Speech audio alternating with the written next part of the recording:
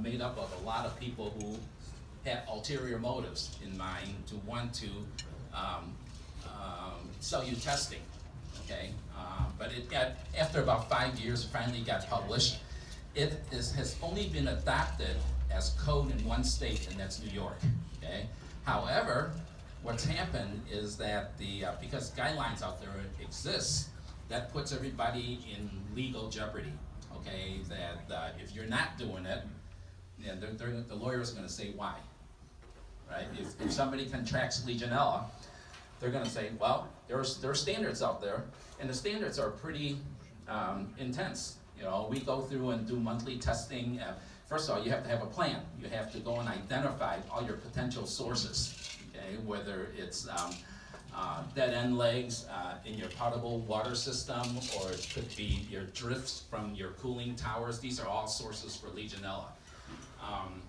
You have to have a plan, you have to do testing, and if you've got a positive result when you're doing testing, you've got to go and mitigate it, okay? You're always going to find it. So it's adding hundreds of thousands of dollars to the operations of our hospitals. So, and Legionella's always been there.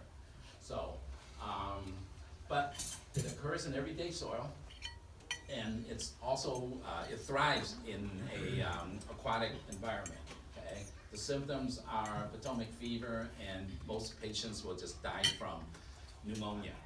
Okay, they say a majority of cases of Legionella always goes as undiagnosed. They say because they just attribute it to pneumonia, but they don't go deep enough to find out exactly what the genus of that virus was. So it's always just the list, the cause of death as pneumonia, and they don't go any further than that. So 40 to 80% fatality in hospitals, in hospitals because of immunocompromised patients. So every hospital should be on a plan to deal with it and to address it. Okay.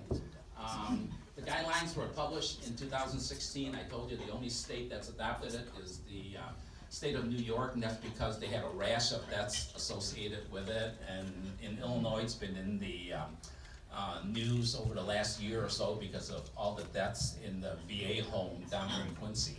So, it's always been in the news. So that's what every site should be doing: having management plans.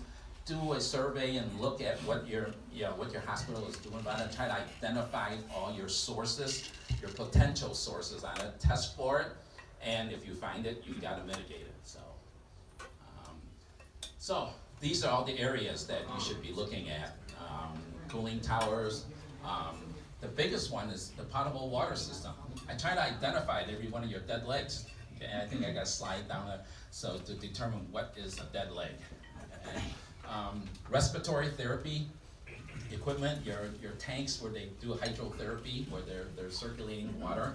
If there's any entrainment of the water and it's caught somewhere and it sits there and the Legionella just grows.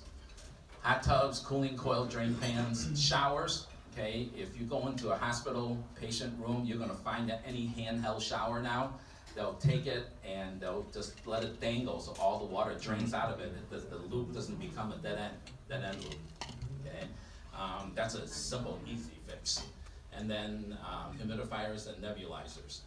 Okay, the biggest thing that I'm pushing for from a designer and from a contractor point of view, if you're doing demolition in an area or you're doing renovation, you're going to take a patient room and convert it into a office. And the patient room had a sink in there. What they normally do is they shut the stop valve off at the wall, shut it off, disconnect the sink, disconnect it, and they just leave it, okay? Or they cut it off inside the wall and cap it. You've got that drop that's coming from the ceiling down to the sink, horizontally going across to the main, becomes a dead leg.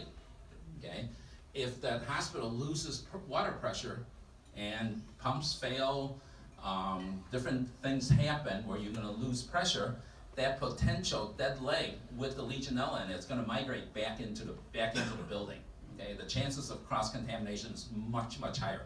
So if you're specifying demolition, specify it that you disconnect the pipe all the way back to the main. There's a couple of standards that they use.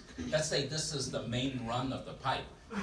This leg here, the length of this dead leg, okay, the maximum it could be is 3 times the diameter of the pipe. That's the maximum length. You cut it here and cap it. Or the other measurement is if you're measuring that from the outside of the pipe to the cap, it can't be greater than 3 times the diameter. If you're measuring it from the center of the pipe, it can't be any more than 6 times the length, the diameter of the pipe. That's your maximum you can have for a dead leg, okay? Best practice, shut it off, cap it, label it, when it was capped and what, or this will prevent the growth or spread of Legionella in dead end legs. We're going through and training every one of our contractors.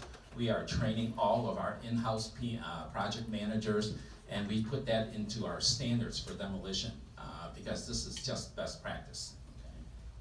Okay. So this is the most common. Okay, put a cap. This is going up to the sink and plug up the waste. This is an example of it. So here's your horizontal run for your hot water. It's coming down here. You disconnected a sink somewhere here. This becomes a dead leg.